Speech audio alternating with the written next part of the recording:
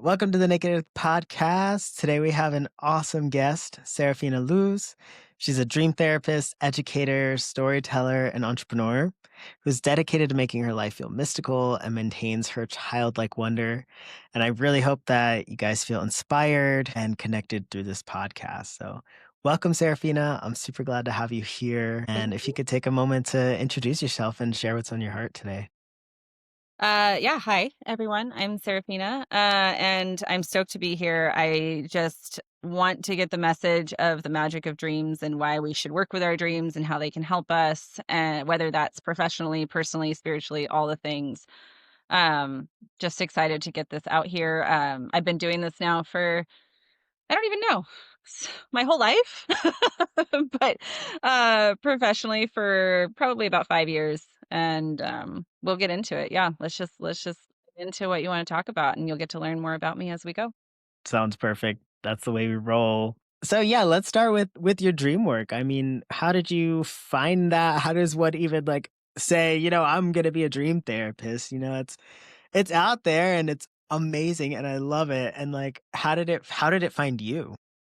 Yeah, that's a better way to put it for sure. I Yeah. would if you would have asked me, 10 years ago, like what I wanted to do, this would have never been on my radar even a little bit. It actually just came through my own life journey, like kind of through my own healing journey. About 10 years ago, I had like just a lot of big life stuff as we do that just completely destroyed what I knew to be true for myself. And up until that point, I had always been a prolific dreamer since I was little, but I would say more on the like just really intense nightmares and what I now see as like premonition type dreams. And it scared the shit out of me, to be honest. Hmm. So there was no desire. There was no real desire to really go there because it kind of was terrifying. And it just started to ramp up more. And I started working with a therapist who actually was also a dream therapist. And during that time, I just started to find so much healing through my dreams. What turned out, what started as this immense fear and really honestly, this like really deep mistrust of myself. I was afraid of my own thoughts. I was afraid of what I was dreaming. I was afraid of everything. I really didn't have a lot of embodiment or trust. And I had a ton of trauma to work through. So when I was brave enough to start to go into the dream work, right, to really kind of begin to heal, she told me something at the time and she said, "Don't be surprised that once we sort of clear some of these things, that a lot of really magical stuff's going to open up." Mm.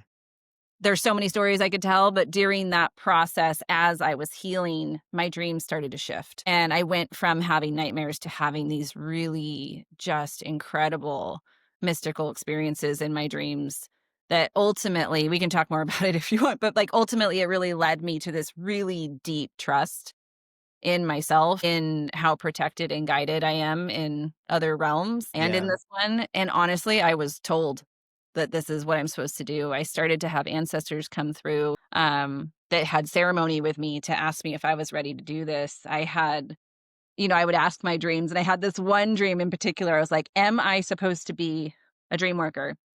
And I saw myself in my bed and I saw the cosmos open up and all this light started flooding into me.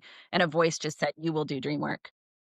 And I woke up and I was Oof. like, "Shit, all right." And I applied to school the next day and it just started this whole path. And it's been a constant reassurance. I mean, I could tell you so many dreams.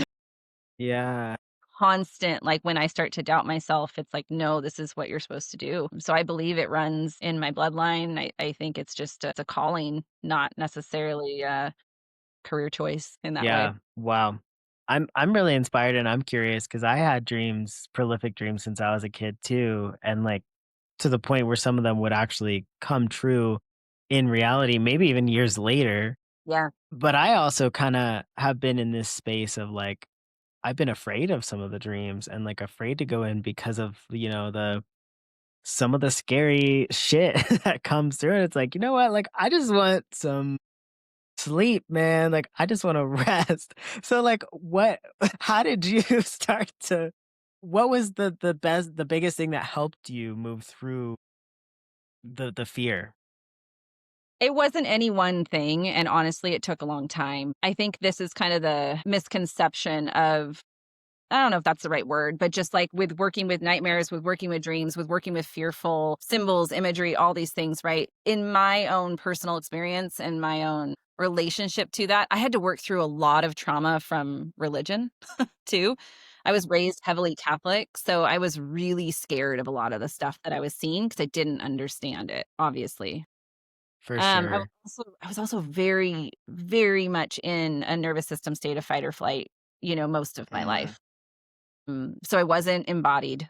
I didn't have that safe container to even begin to explore most of this stuff. So I would say the first thing that started to help me was safety. I had to be with someone in a space that I felt held, that I felt safe enough, one, to even begin to talk about this stuff out loud, to vocalize what I was experiencing without shame or without fear of judgment or without all of these things. And I think that was sort of the start, just being able to put it out there, right, in this safe space really helped. And simultaneously, I went down this yoga training path and somatic path of learning how to come back into my body, right? Like mm, learning how to be grounded and connected in a way that, again, I felt I started to cultivate that safety in myself. yeah. During that time, I was having severe anxiety, like severe panic attacks. They called it, what did they call it? She said it was like a dehumanization thing where I was like afraid of my own thoughts. Like Mm, I didn't know how to I didn't know how to be a person, it felt like anymore. But what was happening was I was finally coming back. Right? I'd been living outside of myself for so long, I was finally coming back. So, it was years of all of this stuff for myself first, So doing a lot of these somatic and qigong and meditation and, like, finding teachers and healers that could help me, right? Like, build this, and then also having this safe space with my dream therapist to begin to explore some of these more fearful things that I was experiencing. And then I would say as I grew, right, I'm kind of putting this in as tight of a nutshell as I can for you, but um, as I started to train in this and learn and get curious, right, one of the things that we were taught that applied the most, I felt like, to my work, and I had a direct experience like that night, we started to learn about lucid dreaming in my year mhm. long. And I had never had a lucid dream at that point. I was terrified. Like, "Are you fucking kidding me? Be awake in a dream? No, thank you." Like, my dreams no, no, no, no, no, no. Like, I did not want that to happen. And we were on, like, day 2 of learning about it in that week, and that night, I had the most insane lucid dream that lasted what felt like lifetimes, completely life-changing, and I remembered, like, when I became lucid in the dream, I remembered the teaching, which was anytime we meet something fearful, scary, terrifying, whatever it might be in a dream, we meet it with love. Like, we meet it with love, we meet it with curiosity, and we literally watch it transform if we can stay grounded, right? Right. We have the capacity to do that, and at the time, I've been training in meditation, I've been training in all these different things, and I had the capacity at that time. So in the dream, at the beginning, I met this fearful character, and I was able to stay grounded, stay present, and I literally I watched him shift.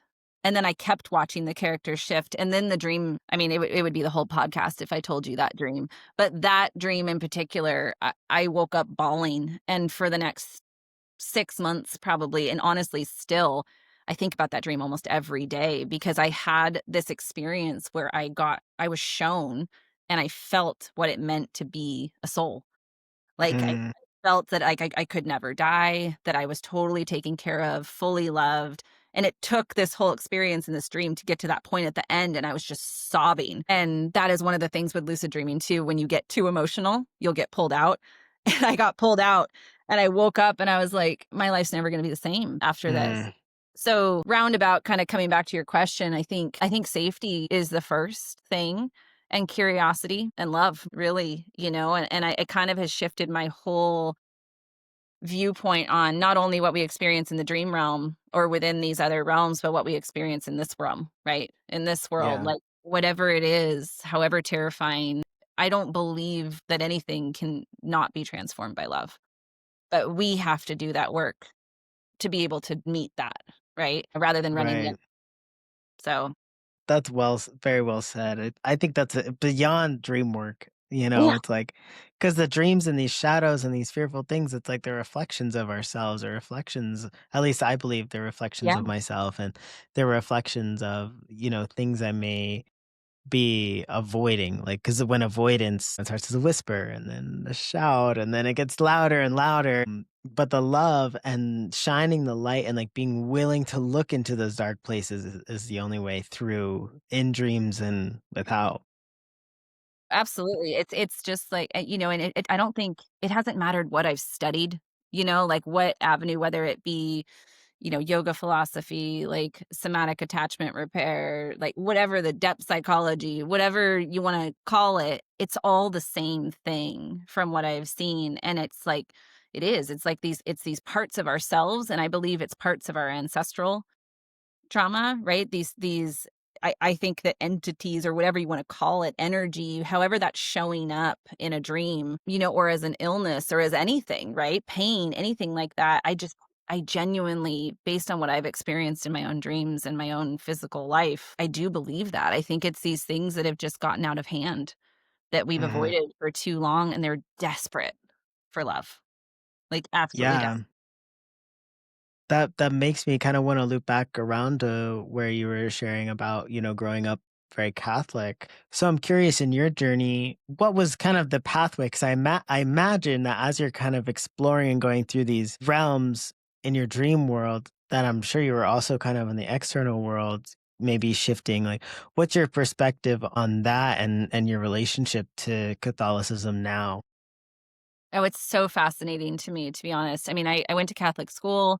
I grew up going to church every Sunday with parents who weren't, I mean, I grew up in a very hypocritical household, which I think is very common, unfortunately, in heavily religious families. But what I was seeing and what I was experiencing were just so drastically different. And there was something about, I have a lot of gratitude for being raised that way in some ways, because I do think it created a foundation of spirituality for me, right? Like, there was something about going to church where I was like, "God, Jesus seems cool though, man.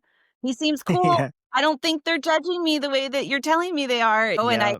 I was, like, 7 going to confession, like, I was mean to my mom, like, this created this just embedded essence of guilt and shame, and something in me always knew something about that was wrong. And there was this I had this strong fucking attachment, or not attachment, but just like fascination with magic when I was a kid. Mm. Like with witches and all of that. In fantasy, and I just, you could find I was an only child, and I grew up in the middle of the woods, in the middle of nowhere, up in the Santa Cruz Mountains, and I'd be by myself for hours just hunting for unicorns and fairies because I fully believed they existed. That was my childhood, right? So I had this, like, on one side, this crazy imagination, right? And this belief that there was something really magical about this life. But then on the other side, it was like, you're going to hell and the devil's going to get you if you, like, are mean or do anything wrong. So it created this dichotomy in me that was trying to be this perfectionist, especially as a woman. I think just this essence that you're born bad, right? Like, you're the Yeah. reason that everyone is doomed. Like, I carried that with me heavily, but yet always had this fascination with this other side, and felt like I couldn't own that. I couldn't explore that truly because that made me bad or wrong or something. So Right, your internal dialogue and thought was in complete contradiction to what was happening on the outside. absolutely. Yeah, and I was so connected to nature, as an only child, like, animals in the natural world that was my sanctuary. Like, that was where I found what we were talking about earlier, that was where I found that safety. Even though same kinda thing existed, like, I was also terrified, right, like, of the dark. And, like, I was terrified of death, like, I was terrified of so many I was such a scared kid, like, so, so, so scared. God bless little me. And Mhm. it took me, I remember going like, all this journey really kicked off in therapy, but she asked me on one of my first sessions, like, "Do you still believe in magic?" And I started crying, and I was like, "I don't know," and she's like, "Well, what do you think it means to you now?" And I was like, "I don't know." And so it set off this journey, I think, simultaneously, to discover what that meant to me. And I think that dreams just open that back up. It's like all that stuff I felt as a kid, all that stuff I knew was true, I knew was real. Now that's the life I'm living, right? Dreams have reopened that portal, I think, and shown me that everything does exist in this symbolic language and undertone and intention and love, and we're so interconnected. The more I've sort of learned and cultivated this language and relationship to my dream world, my waking dream has completely shifted. And I obviously it's not perfect, right? But I would say in general, I truly feel like I lead a really mystical, magical life. Like I feel the communication with the animals and the plants, and I'll have a dream and then I'll wake up and have that experience happen in the waking realm, right? And everything just Yeah. starts to merge. So to me, I think that's sort of some of the, like, messaging I'm using on, like, why should you work with your dreams? Because this world's fucking magical, right? And, Mhm. like, we're told to just ignore that or that it's fake or that it's woo woo and we're just, like, in the grind and, like, in our culture. And it's like, "No, man, like, we didn't come here for that. We came here for this." And I think all of this is what makes all of that even that can become magical if we let it. It's all a perspective shift, Yeah. I worked right? at Starbucks for 3 years, and I used to, like, hand let people at the window, like, pick tarot cards, like, while they're waiting for their drink. My god, I love you. I love that. Yeah, it's like the magic is everywhere, and it's within us, and it's kind of like you're saying that I'm seeing this theme of, like, the magic is contained, like, in our inner child, like, in this, like, innocence, because to access magic is to access innocence. And it Yes. sounds like through this work that you've done, you've really and I see it and I feel it like radiating off of you. Like certain people like you just have this lightness about you. My mom has a very similar energy. Like she's very just like bright and like yeah, like we can have a good day. You know, it's like it's a choice. It all comes down to choice. Like, are we gonna choose to feel happy and excited and like choose magic, or are we gonna choose monotony and like what other people want from us? So Yeah, I'm curious absolutely. how you chose well, it's kinda like an agreement, but, like yeah, I'd love to hear more of, like, how this shows up now for you in your life, and now that you've kind of overcome it and you're living it now and you have a practice around it now, what your kinda day-to-day looks like, how do you blend it, from the dream world to your awake world?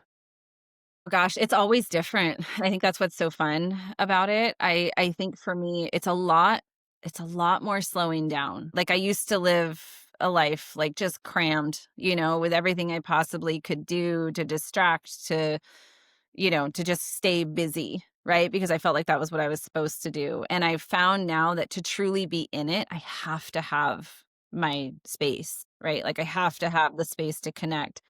And honestly, like, I wake up, the first thing I do most days, right, I'm not perfect, it's some days I don't, but, like, most days I go straight outside and I pray, and I just, like and for me, coming back to prayer was a whole thing in and of itself because you could just say that word and I'd be like, "Huh," like, I'd be right Yeah. back in Catholic school, I'd be like, "Oh god," and I've had some indigenous teachers since then that really just, like, opened me back up to the it's just a conversation with God, and God to me is nature, right? So Yeah. I just go outside and I talk to God, right? And I talk to going back to your first question about religion and how that's come back in, it's interesting because Mary, like Mother Mary, has been a huge is a huge part of my life. And I would have Mhm. never thought that was possible the way I was raised and what I experienced. But it's interesting because to me, there's this whole other conversation we could probably have just around the Divine Mother, right? And the healing that comes from her and the many different forms that she takes, right? For Mm. me, she first came as an animal because that was what I was ready and needed to have access to. She still shows up like that. And then eventually she's morphed into different goddesses. But Mary is a constant for me. So, What, what animal did she come to you as? she was a wolf. So that's why I'm at the wolf collective. Oh, Yeah, that's so beautiful. it was a whole honestly, that was another like, before any of this happened, I did a sound healing. And I had never done a sound healing before. This was about 10 years ago or 7 I don't know. I don't know time. So just know that if I reference time, it's gonna be fucked up. It's gonna be wrong. It was a while ago before any of this, but I did a sound healing and I had no idea like what was possible in something like that. I had just started to do my dream therapy. I was like just open and I had the wildest experience and I met all my guides. I met a shaman. I was sort of shown what I was supposed to do and I mean, again, I could tell you for hours about this experience that I had and I got out of it and I was like, what the fuck just happened to me? Like, what was Mhm, that? And it was one of the most beautiful things that happened to me because it created my team. Essentially, I felt like I had this team and the wolf really was the mother. And I needed that at the time because I had essentially lost my mom to a brain injury. She's still alive, but she's not the same person. And there's just a lot of trauma there in general. And I realized as a little girl, like I hadn't had parents really, like I'd had these people who took care of me, who loved me, but I'd never really felt that nurturing, safe energy and that healing. Holy shit. mhm. You That know, I goes beyond. Yeah, that all that stuff you were asking in the beginning too, I mean, I think it started there, really, I had that, and then in the physical realm, I had a woman therapist who was able to create a container of safety that I'd never experienced before. So, again, I think it's like it's people too, it's connection, and then it's this connection to this greater mother, however we see her, in Mhm. nature.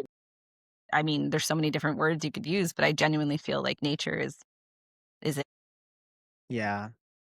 Yeah, I've been giving God a gender change. I've been calling God goddess lately. I'm like, "Wait, no." I'm like, "She, Yeah, her." yeah. That's been like, something interesting, but, Mhm. like, we wouldn't have life without the mother, and Mm-mm.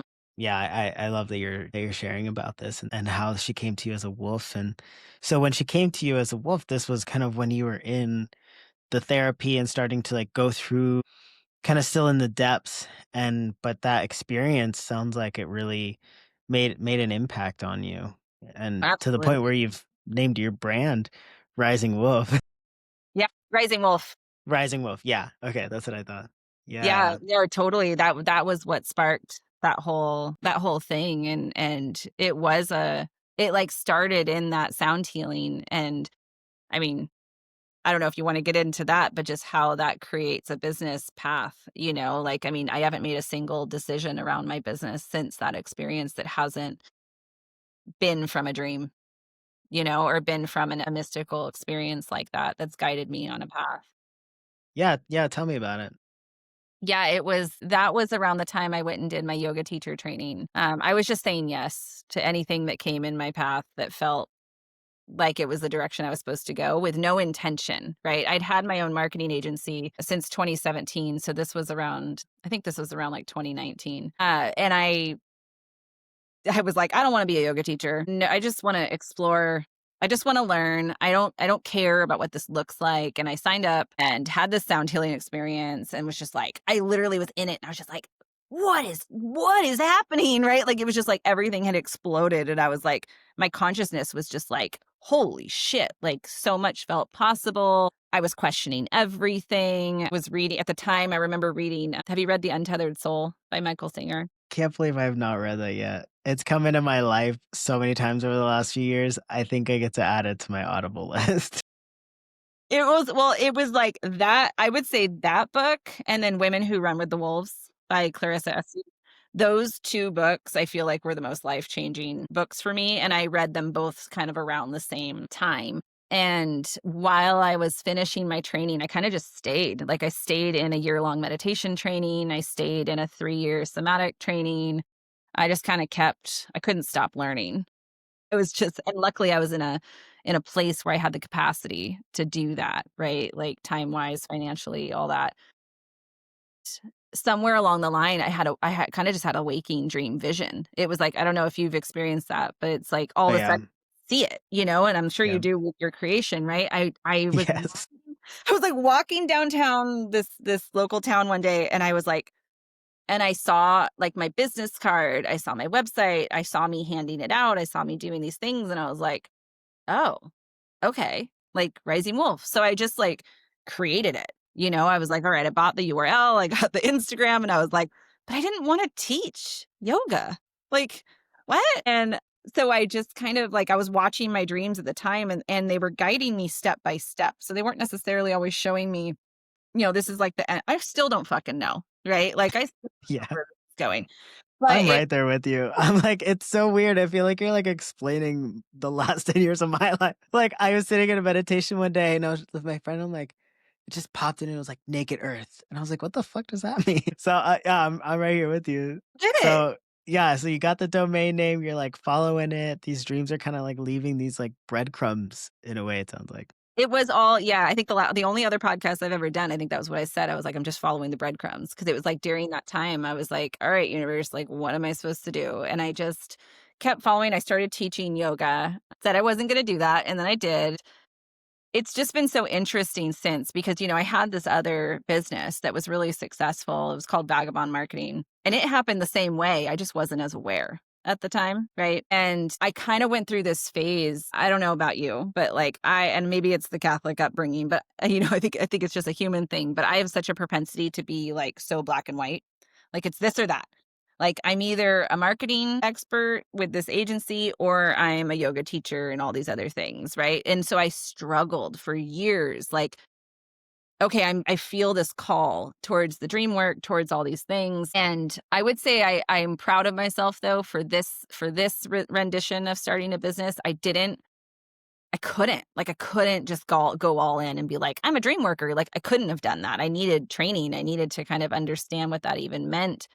So I've let Rising Wolf do exactly what I do with my dreams is that I've just let it kind of have its own life, right? It's kind of just like followed my own path. And that's kind of how I am with my dreams. I'm not one of those people who like tries to lucid dream or tries to have certain experiences. I'll ask for questions for help every now and then, but not every night, only when I feel like I like really need it or I'm really stuck.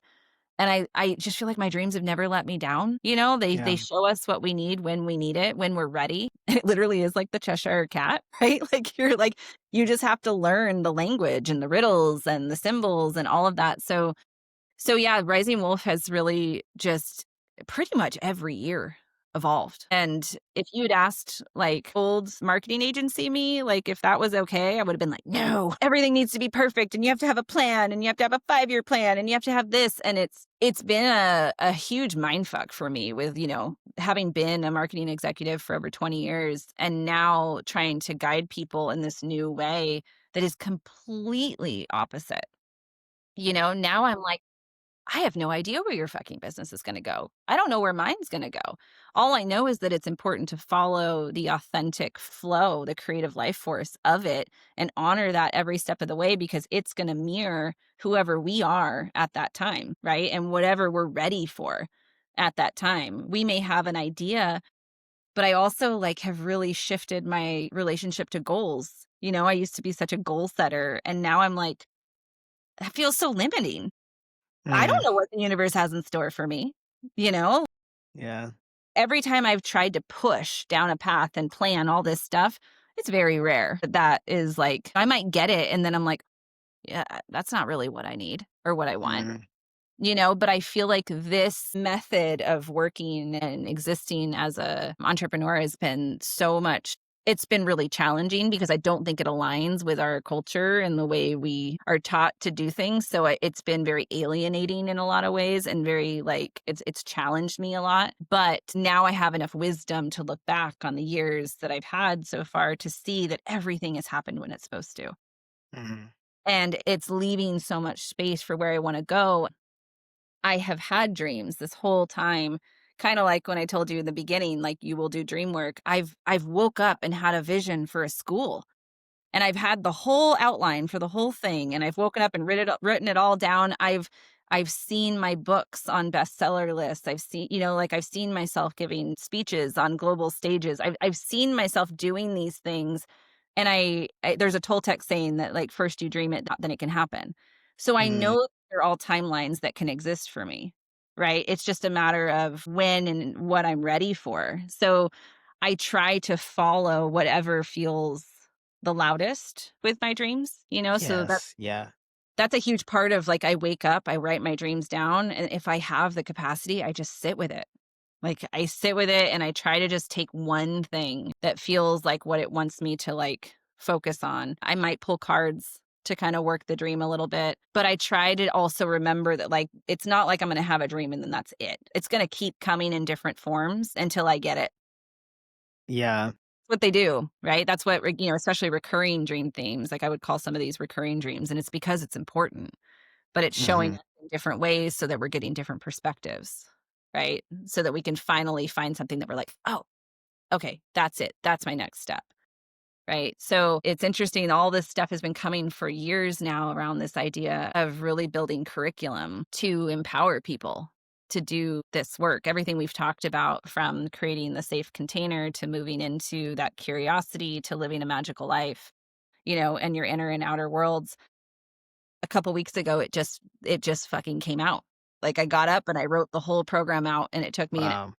and I was like, "I've been waiting for this for years." So, it's ready, right? Like, Wow. it's yeah. It's Yeah. some rendition of itself, and I think that non-attachment, you know, like, that non-attachment to the outcome, has been crucial because it's given it space, and as long as I have the fire at that any given time, right, to start it and just let it become what it's supposed to become and just start with a baby step, like, that that's felt really good to me, but again, it hasn't come without its challenges, right? Because we are living in 2025 in a Right. unique time. Yeah. I'm hearing this theme of trust, and this trust that it takes because, as somebody also that dreams similarly, like, it's like you get the messages, you get the symbols, and, like, you see it, and, like, I see so many things just like you're saying, like, you see the book, you see the, like, TED Talks, the auditoriums, like, you have something, and, like, you have this relationship with spirit and your dreams and this trust that you've developed over the years, where it's not like you're delusional and like, yeah, like I dream of, I don't know, like owning the continent of Africa. Like like that's not something, but you have this trust in this knowing that, hey, I've had these dreams and then these things happened, they came true, and now I'm having these dreams, so I know it's going to come true.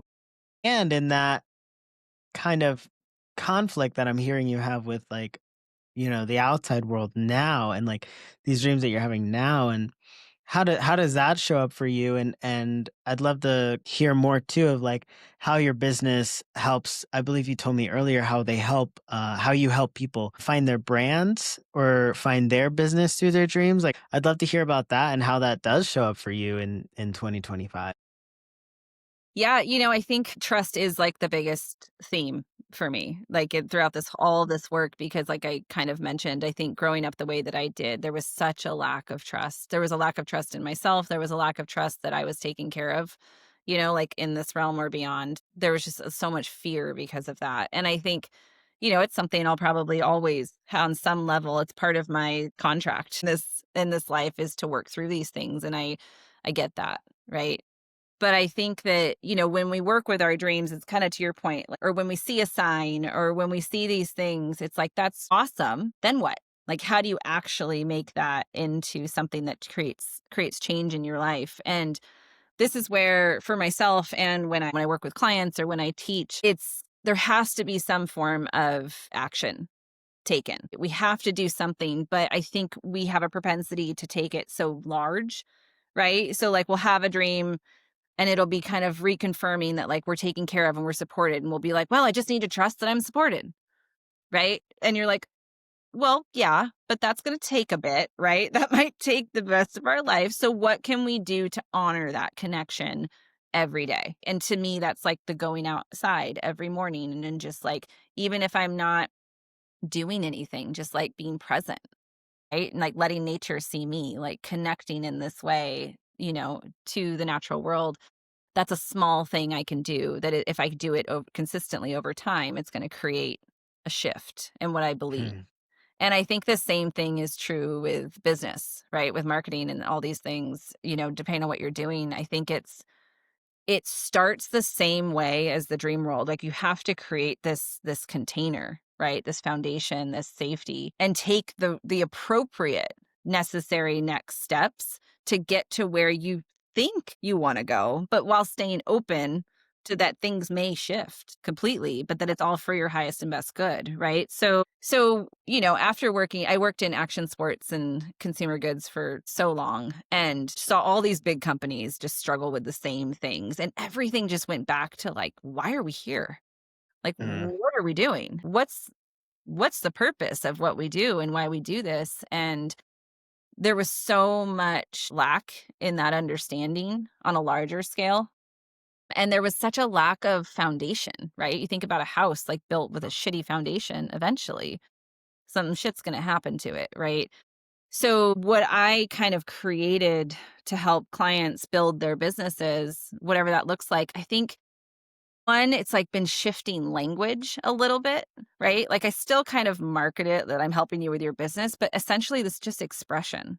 Like I feel like we all Mm. have these gifts to share, and this is you have your inner expression, you have your outer expression. And I don't like the term marketing. I don't like the term brand. I don't like any of this, but it's the language we have, right? So it's kind of what we use to kind of just get recognition for these things. But to me, a brand is just it's an expression, right? How do you make the outside match the inside? Right? How do you make what you're doing? How do you share it with the people that need to see it? Right? So it's storytelling at its essence. It's like you're creating this myth of your own creativity and imagination, and you're bringing it forward into this tangible world.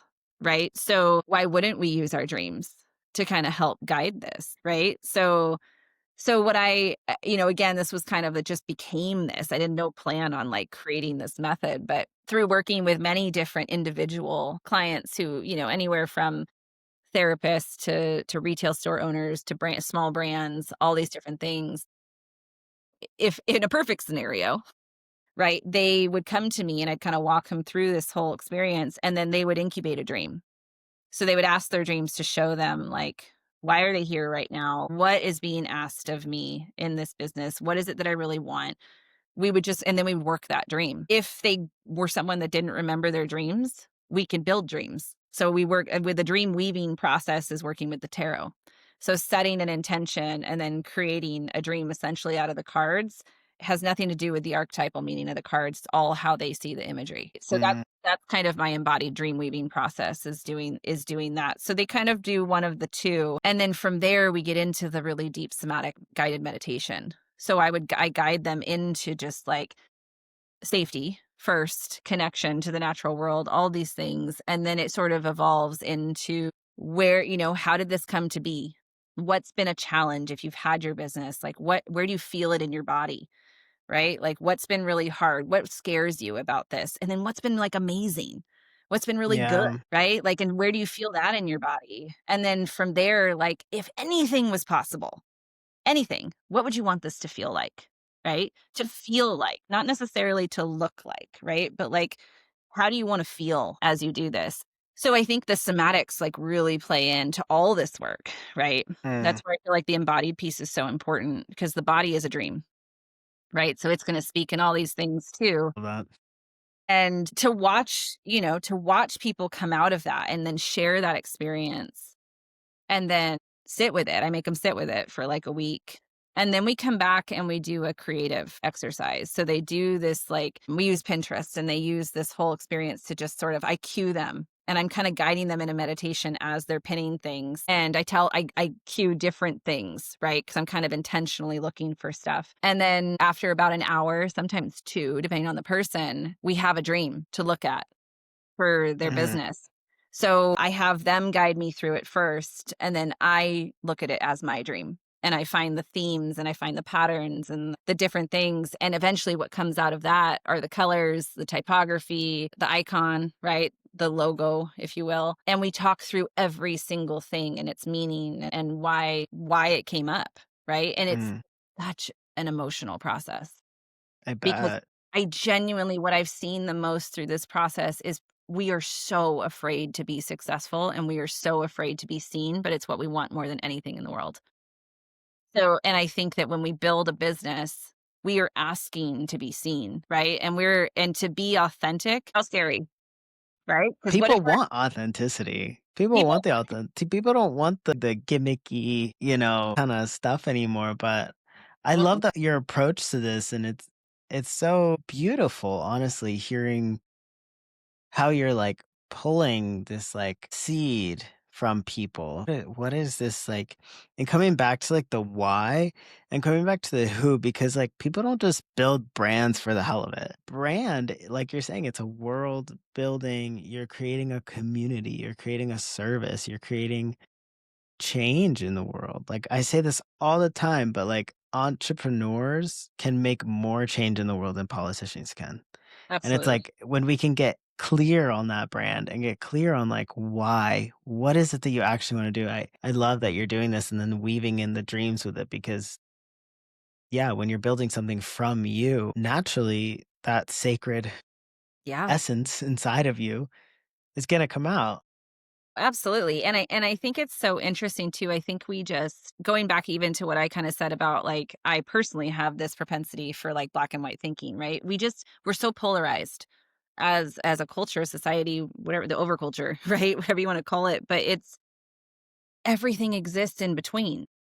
Like, Yeah. that's where we find the magic, and I think that, like, we look at professional services or we create a business and we separate our personal from that, you know? We're like, "Oh, just this is just our business and here's our personal life," right? So I think it's really interesting, absolutely, every single time pretty much see it for myself, and I see it in my clients where we'll incubate a dream to ask about next steps for a business, right? Or should I do this or that? Or however you word it, right? And the dream will bring up some intense emotional thing from childhood, right? Mm, Because again, with our businesses, I think everything mirrors itself, right? Like we aren't going to be given something we're not ready for. We could be given right. all the success in the world, right? Tomorrow. We're probably not going to be ready for it because what's it going to do? It's going to trigger all that light. It's going to trigger all kinds of shadow. And if we haven't faced those depths in ourselves, we aren't going to be ready for that level of financial success, if you will, right? Mhm. And so I think that that's what's been really interesting. And that's where I see a lot of people give up, right? Because they'll want to do something and then something heavy comes through in their dreams. And if it's coming through in a dream, it's because we're ready. Right. But that doesn't mean that the ego is going to want to do it. Right. So often it'll be like, you know what? Forget it. Like, I'm not ready. Mm, But the people that do go there, that really do face that, it's fucking rad. It's amazing. It's amazing and incredible to witness. So I think it's just that whole thing again, like the waking dream and the nighttime dream are one and the same. Everything is interwoven. And I think we make a mistake when we try to separate those things.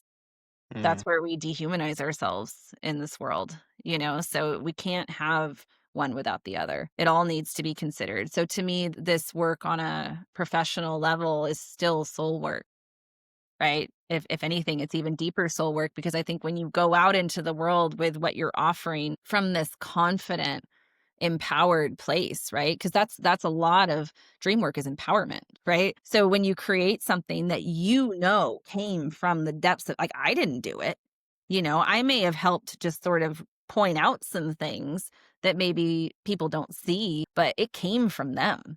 You know, so there's this personal connection to what's been created. And at that point, you know, the perfection behind the brand and the visuals and all that stuff, it doesn't really matter, right? Because it's the energy of the person. It's the energy of what you're putting out there, and when you're connected to that, everything changes, and people feel that. yeah. I felt that with your brand. As soon as I saw it, I was like, "This is real. Like, this Mm, is so unique and so different, and I wanna be a part of it because I believe in it," you know? So I think it's an energy thing, right? But we mm, have to be in that we have to be in it for people to recognize it because it's the yeah. same people feel the doubt, they feel when things are trying too hard, they feel when it's not authentic, you know, whether they're aware of it or not.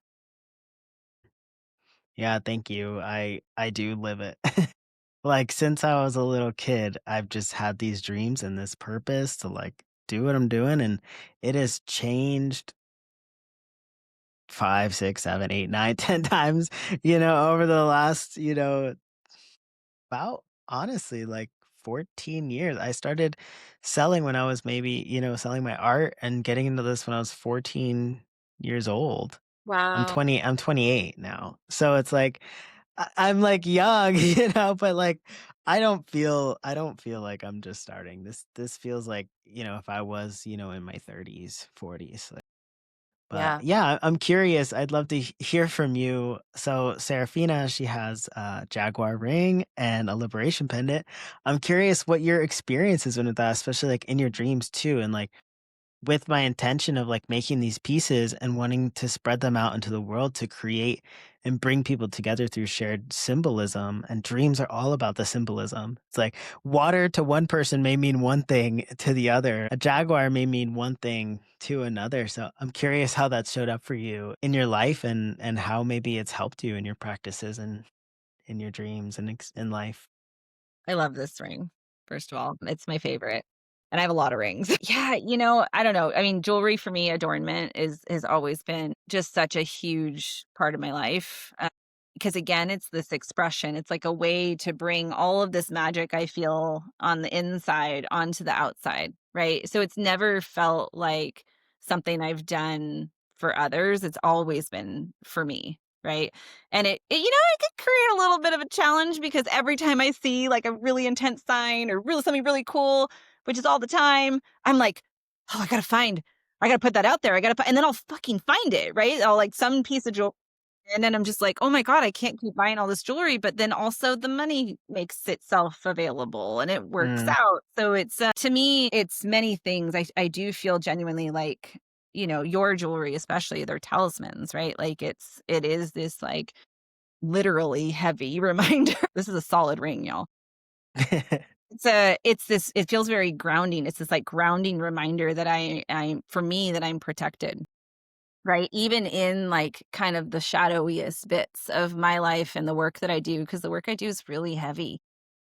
Mhm. Times it's really heavy, and I had to get over, and I continually have to work through the fear of working with other people's shadows, right? And other people's darkness and trauma ancestrally and whatnot, right? And I have to be this source of light and trust that I'm taken care of, right? The jaguar for me, I've been attracted to the jaguar since I was little. It always felt like such a powerful, powerful animal. Like I was the first animal I wanted to see when I was a little kid, like at the zoo, I'd be like, Oh, where is it? Where is it? And I think, over the last few years, it's one of those animals that has come to me in times of like some pretty intense shit, right? And I do feel this strong reverence and respect for the jaguar because it's I know she doesn't fuck around, like she is in the darkness, right? She is illuminating these things that we don't necessarily want to face in ourselves and in others.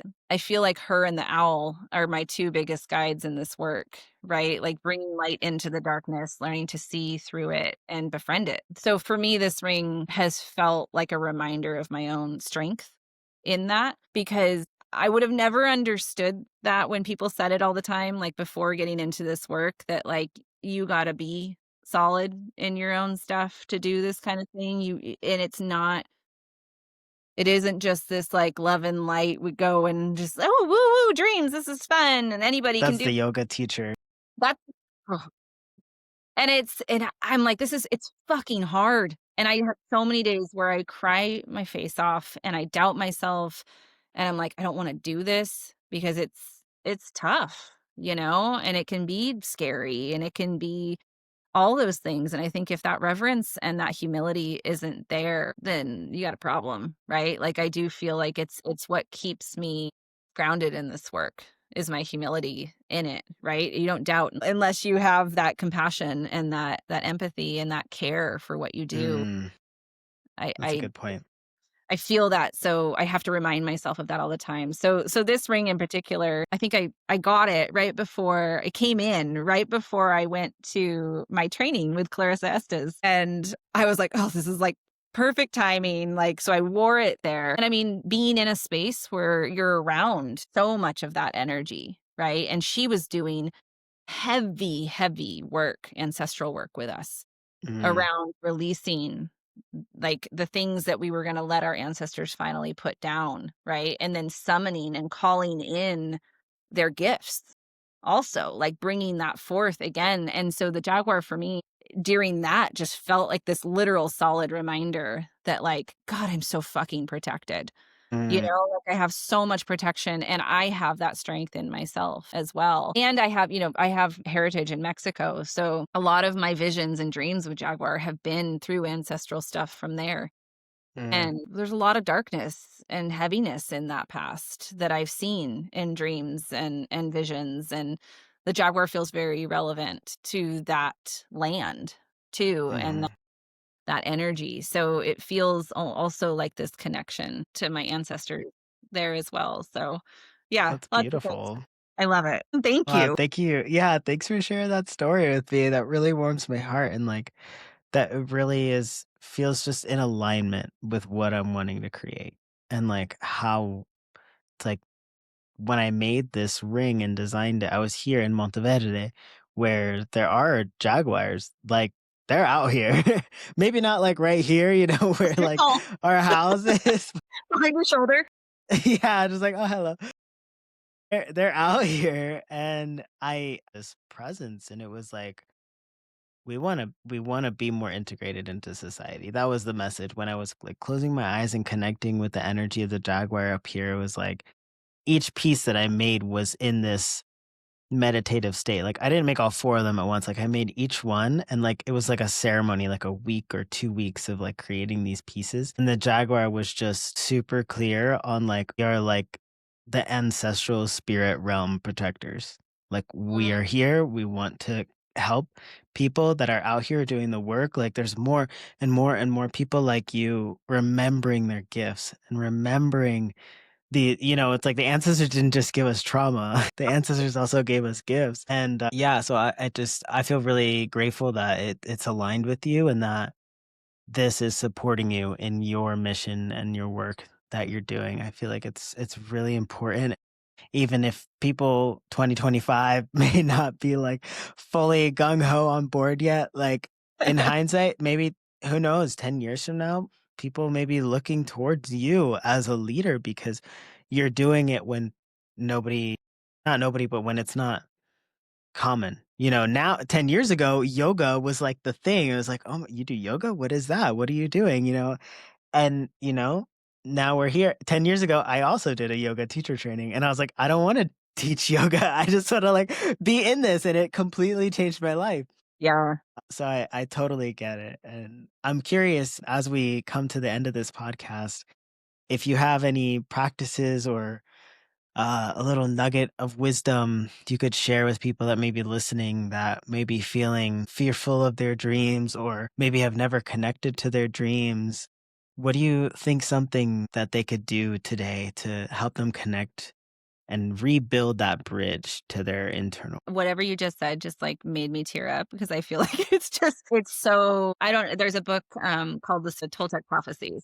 It's about the prophecies and in the time that we're in now, they say that dreams will save the world and that will be what we see. Like we will see a return to the dream realm for wisdom, for all of these things. And I think the biggest thing I would say is just stay curious about it, stay open, stay curious and ask, like I think it's all intention based. Our dreams are there to help us. They're not there to hurt us. They only show us things when we're ready. And there's just so much permission in this work, right? Like we have the permission to turn it up or turn it down at any point in time. And there's just so much support from our ancestors on the other side and in different realms. However, I mean, the nature of this fucking world is so much greater than any of us know. And I think if we can just stay curious about that, right? And recognize that none of this is here to hurt us. No matter what it is, it's just looking for love. Right, and that applies to ourselves, that applies to our dreams, that applies to the world, and I think that like, when you get a chance to use your imagination or be creative in any sort of way, like, do it, honor it, and no dream is too small. No dream is too silly or ridiculous seeming. If there is one thing in that dream, that thing has something to tell you, right? So, if you just stay open to it it'll continue to show you somehow, some way through the language in the waking dream or the nighttime dream. And if you ever really want to dive in, there are those of us that are here to help guide. So you're not alone in it either. Yeah, that's important. Thank you. Those beautiful wisdom. And I end every podcast with this one question. And if you were to imagine yourself where you are right now, and you were a ripple in time, and from your body rippling out, every single ripple was one generation to two, three, out to seven generations ahead of you. What's the one message you wish to be carried through from your ripple? But there's always hope. There's always hope for something better and greater and more beautiful and more magical. And this world is just, yeah, but there's just so much magic in every moment. It's there. We just have to look for it. You hear that? There's message and magic everywhere. Thank you, Serafina. I'm really grateful for your wisdom and you sharing your story with us today and your magic. It's Thank infectious. uh, So, thank you. Where can people find you and work with you? You can find me on my website. It's risingwolfcollective.com. I'm Rising Wolf Collective on Instagram. More things to come, but for now, those are probably the two best places. Perfect. All right. They'll be down in the show notes as well on YouTube. And if you're listening on Spotify, you can find it in the show notes as well. So, thank you, Serafina. Thank you so much for being here. And thank you for the work that you're doing. It's Thank you. going to ripple. Thank you. Thank you. Thank you. Ciao. Ciao.